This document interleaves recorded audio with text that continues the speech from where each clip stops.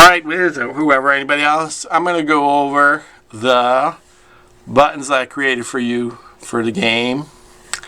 And so you'll be able to use them during your game. Alright, so I created Briar's thing in another game. And I'm going to bring out, we'll do Raza, your character, and we'll bring her out. There she is. I set up her token because why not? Alright, so the very first one is very simple. It's combat start. When I click that, I'm going to bring out the combat token that tells me whose turn it is. Alright? And then to go next, I just hit the little arrow right here in the turn order. Next, back and forth. Back and forth. That's it. And combat. So sometimes you can sweep everybody. I always tend to go left to right, sweep everybody. But you can also grab them individually, click, and then shift, and then click, and click, and click, and click. All the ones you want. And you'll be able to combat start. There we go. Boom. Alright. Next. Alright, combat stop is as simple as boom. Combat stop. Alright, the damage button is so that you can deal damage outside of an attack roll. Alright, so I can just click on a character, hit the damage. I'm going to do 12 to him. Now, Briar's thing took 12 points of damage. I'll show you in a second how I set it up to help you when attacks take place. So, and then there's the heal button right next to it. I'm going to heal his 12 points. You can always if you're trying to heal it, say Briar's thing was damaged to whatever. He took 8, or, so you can, with the heal button, you can do 7, 6, 6, 6, and it'll only go to 24. It's like set up to only heal to the max hit points of a character. Damage, on the other hand, will go, like, watch, if I do damage on my damage button, and I do 3,000 points of damage, he's negative 3,000, whatever. The reason for that is I used the function so that they couldn't quite it had to do with getting X at the end and hearing our spa sound based on a few different things. If I didn't do this, also the players could see me doing damage in case I wanted to do way more damage than they actually did to try to balance the game or whatever, right? So anyways, I'm going to heal Briar's thing back by just hitting a bunch of 9s. Boom, Briar's thing's back to 24. Alright, cool. Marching order, I'm going to show you marching order. It's really kind of simple. So I know because you only got a few guys, but it always is cool to be able to do it. So I put them in the order I want to do. I pick whoever I want to be the party leader. So in this case, it might be Briar's thing. And I go to this little circle right below him. I light up his token with a left click.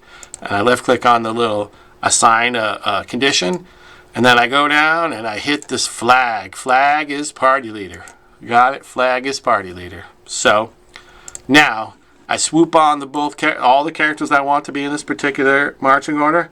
I'm going to click on marching order. And you can see I'm going to delete this old one here. Delete. Oh, I'll leave it. No, that was probably me making a marching order. Maybe Whizz was. I don't know. It doesn't matter. So we'll delete that one and say yes, yes. And I'm going to do new formation. Now, facing north up and down the screen, so it will relate to that north, right? So in this particular thing, I set it up so if I had more characters, I'd put them down below me. So north, yep. Formation and name, we're going to call this one or Sting, right, for whatever. And then when I submit, you see how it shows me Sting is these two, the little arrow's gone. So if I want to put someone in marching order, I would pitch marching order, push the marching order button, and then Sting is the one I want to use. I'd say use. Now you can see when I drag Sting around, Raza's gonna follow him, related to that north-south that we just did. Boop, boop, blurp, blurp. Oop. The characters can't change their token shape. The DM can, but we can. So there you go. And then stop marching order is as simple as hit the stop button, and now they're out of order. But also, as Whizz probably knows, I'm going to use this order again. If anybody pulls their character token individually while this is happening, they will be pulled out of order. So say whoever's playing Raza pulled her out. See, she's no longer reflected in the marching order. So at any one time, character can pull out of the marching order. Bloop. And our game with 5 people, especially when one of our guys maybe drinks a little too much, it's very useful. All right.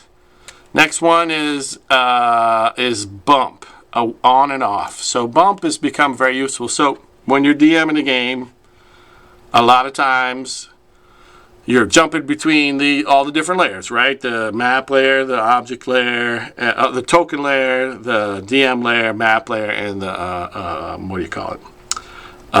Dynamic lighting layer. So I found this script. All these things I found are used, manipulated that other people did. So I'm going to go to monsters here in order to help me, because jumping back and forth between the layers, it just takes a little bit of time and it gets like, ugh. So I'm going to bring this little acid ant onto the screen. It'll take a second. Blurp, blurp, blurp, as the acid ant does his thing. There you can see the character sheet. All right. I'm going to close it. Sometimes it takes a second for the token to appear, so we're going to give it a minute.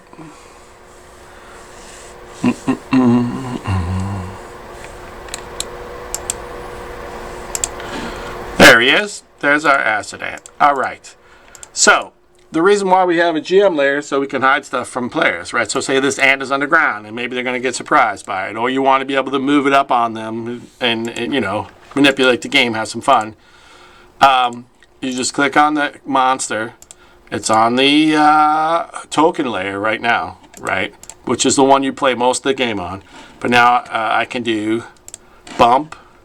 I pick away, and bam. So now on the player's view, they see nothing, right? You can see it's grayed out. We're in the Game Master's view. But you get this pink layer box. That allows me to move it around live during the game without having to go to the GM layer, right? So I can put it and sneak up on these guys, and then all of a sudden, when I want it to appear, I could bump back. So hit bump, save it back, boom! Now the acid ant appeared, and it's ready to attack. Right? It's very useful. That way, you know, the characters, especially like when we play our game, was, you know, the guys are just running all around, and all of a sudden Scott sees something 500 miles away, but I get to hide it from him. All right. I set this up in the other game to try to make life more like Foundry VTT, which does a better job at certain things for sure. So I have the saves button. So if I want Raza to make a save, I click on Raza and I click save. You can see Raza has in the chat over here, she has all these choices. Now, keep reminding your players, they must first click on their token, and then if I want them to make a con save, I'm going to have Raza make a con save. If I don't click on my token and hit a con save, it gives me this: you attempted to do something, but it didn't do it because you weren't on the token. Unfortunately, you have to associate something with this. There is a way to make it auto do. It just gets exhausting trying to make it auto do it, right? So anyways, just say, hey, Raza, make a save. Remind them, click on their token, make a wisdom save. Like in my game, I have all the saves separated out so that I can just assign wisdom, but I figure you guys, this will be easier. So, okay. The same thing is PC skill check. If I pick on Briar's thing, then I make a skill check. You can see all the skills appeared. So I would have to click, you know, if I'm playing Briar's thing, I'd have to click on Briar's thing and then make a perception check. Click on the perception box. You can see he is set to do always roll advantage. I think maybe Whizz set Raza up before that, so I'm going to go and fix her. Advantage toggle, nope. Always roll advantage. Never whisper rolls, and I'm going to set her to auto roll damage. All the new characters should be set for this. Let me go and check. Well, anyways, yeah, why don't I just do it right real quick. So I'm going to go check Wynn's character. He hasn't created it yet, so it's always roll advantage, never whisper, auto roll damage. Cool, it's already done. All right, great. So when you guys, if you use those tokens, it'll already be set up this way. Meaning that, you'll see, I'll show you in a sec. Meaning right like this. If I ask Briar's thing to make a save, let me go back to the chat. You can always just push C to get back to chat too. And then Briar's thing, I got to click on his token and then do a charisma save. I get both rolls. So as you guys know, or hopefully know, if there's no advantage, disadvantage, you just use what's on the left, the first dice. But if there was advantage, the higher roll, and then disadvantage, just use the lower roll. All right, so. And then I also have attribute check. So I can click on a character and make them do an attribute check. You can see it's slightly different than a save, because some saves, if you're a fighter, you get your whatever it's called, let me look what it's called. Your proficiency bonus in strength and whatever, so that'd be added. But if you're just doing a regular check, like, hey, check, you're gonna jump over something, I'm gonna click on it, and then so ooh, look, I rolled a 1. See a 5 and it's red, so it's a 1. Hopefully I had advantage, so at least I rolled a 6. I don't know. Anyway, that's why we have a different check for attributes versus saves, because they're slightly different. All right. Next thing, Whizz, we have going from left to right is conditions, right? Conditions are attached to a character, so that if they, are poisoned, whatever. So say Raza is poisoned, I click on her token, I do condition, I'll get this there here, and whatever it is, ooh, she's poisoned. I can go down to poison and hit this little plus. It's going to ask me how many rounds. Say we know that the poison lasts 10 rounds. And it's going to be direction minus, so every round it goes down. And then you can see Raza has this little poison symbol on her, right? So, and it gives you, right here, a description. A poison character has disadvantage on attack rolls and ability checks, right? So, now watch what happens when I put us in combat. Boom, boom, boom. So there's Briar's thing. When I get to Raza, it says she has a condition attached to her right here. See you'll see it, Whizz. I don't think the guys will see it, but you can see Raza is poisoned for 9 more rounds, and we know poison is disadvantage on attack and skill checks, right? So, and if I clicked all the way through, you can see the number goes down: 7, 6, 5, 4, 3, 2, 1. Raza is no longer poisoned in combat. So there's conditions for everything, right? Grappled, or most everything. Strained, stunned, unconscious, concentration, blah, blah, all those. All right? And those are kind of important, especially as your character gains levels. All right, next one is a group check. We didn't really go over this, Whizz, when we were playing around, because I totally forgot to tell you. But group check is, I can pick all 3 of these characters. So say Chris launched a fireball, and I'm going to hit group check, right? I have to give you group save. Okay, this is group check. I can make all these people do a check for me without the players know. So I can do a perception check. Now you can see the Ant rolled a 2, Raza rolled 15, and Briar rolled a 9. Right, so that way you can do that. Like say I have a party of 5 plus bad guys, right? So that's why I made this little group check. Group check, their investigation. That way I could see which one of the characters did whatever. All right? Long rest is long rest. So if people use spell slots and stuff or take damage, we'll put Briar's thing at -12. I hit this long rest button. It's going to give them back their hit points, and then also do the old flippity flirp and give everybody their spell slots and all that kind of stuff back. All right. Pull players I created mostly for Pat, but if I click on a token and do pull player, it didn't do anything for me as a DM, but it will center the game on that character on their screen. So if I grabbed all 3 of these, who's ever controlling Raza and Briar's thing, when I do pull players, it'll just center it on them, right? So it allows me to, everybody's complaining, I don't know what my token is. I can grab everybody's token, hit pull player, and it'll just center each of their ones on them. All right?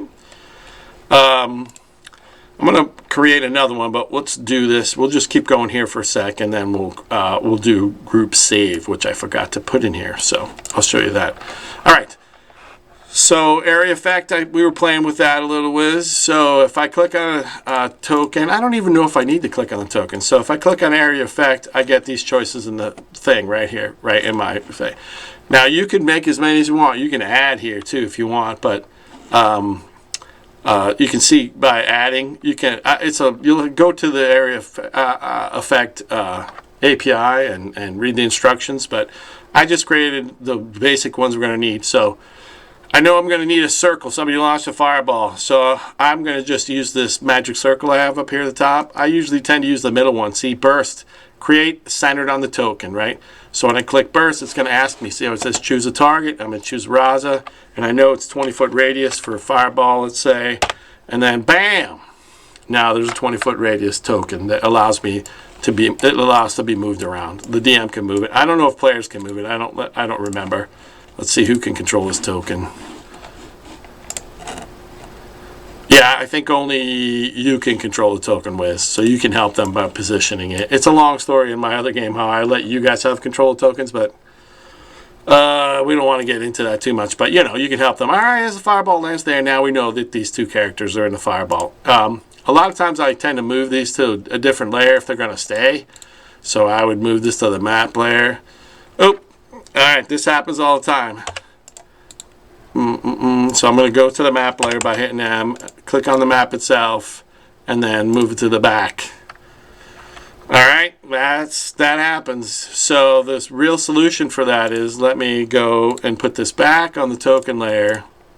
Now I'm going to go token layer, which is O. Remember, O is token, K is DM, M is map, and comma is dynamic lighting. Alright, so easiest way to fix this problem is when you click on the token and move it, make sure you do to front. See, when I right click on it, to back, I don't want it to be in the back. I want to go to front. It's going to cover those guys and then move to the map layer. Now it'll be on top. But see, it's in the map layer, so when I'm on the token layer, I'm not farting around with it, right? Say this was whatever insect plate that's stuck there for however many rounds.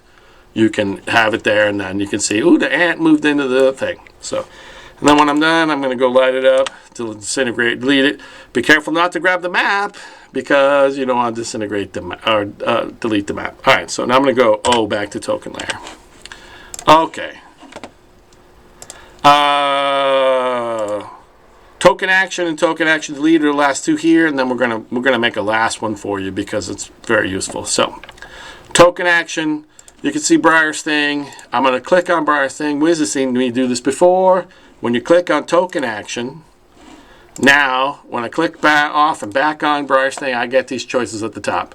He can do a check, just like any check. You know, I could roll initiative, although combat start rolls initiative for everybody, but you could do it. I have a light crossbow attack. Let me demo. I'm going to click on the light crossbow button. There, he rolled a light crossbow attack. Alright, Whizz, this is a reminder for you that we have this little damage assigning thing for when someone makes an attack, you or a monster. Say a 15 hit Raza. We know it didn't because her AC is 18, but say it did hit. You can see from left to right, the 2 hearts means double damage. So anytime it rolls a natural 20, you're going to click on that. The second regular heart is the normal damage. So say she took 7. When I click on it, there she go. You can see a little blood spurt. She took 7. Sometimes it's like last night. Make sure to look and see that it's doing the damage. Sometimes the game gets a little slower depending on how many people are playing. But just, you know, keep your eye on it. So then the shield is half damage, right? So Raza only took 3 from the half damage, right? So it's double damage, normal damage, half damage, and then the plus is heal, because a lot of times there'll be a heal spell, right? So if somebody casts a heal spell, you can click on the token and then do the plus. And now she'll heal. Hey, we'll heal her back to full. Now she's at full. All right, just a reminder of how that works. And anyways, that was part. And then if I want to remove her token actions or anything's token action, I hit delete. And now no more token actions. But I'm going to give token actions to Briar Sting. I'm going to give token actions to Raza. Right. Alright, cool. And let's give token actions to this ant thing. Now that the ant has acid, spit, bite, check, int, and save. So you know, like if I've already started a combat, so it's Briar's thing and Raza in this combat, and I want to add the ant in, but I'm going to have it come in at a, I don't know where those dice came from. Maybe Whizz has joined me. I don't know. Anyways, I'm going to click on the ant, and then I'm going to do initiative. You can see the ant rolled a 16, but it put her in the next round. It just jumped the ant into the round. Now, if you want to have her be in this round, you can manually roll her up, see? Or roll her down by dragging on the over here on the turn order. But now the ant will be in round 2. So I can go to Raza, and now when I go to round 2, oh, the ant rolled a 21. And now it's boop, beep, boop. I'm not sure where these extra D6 and D whatevers are coming from, but I like it. So there you go. All right, we're gonna stop combat. I'm gonna do start combat. Yay!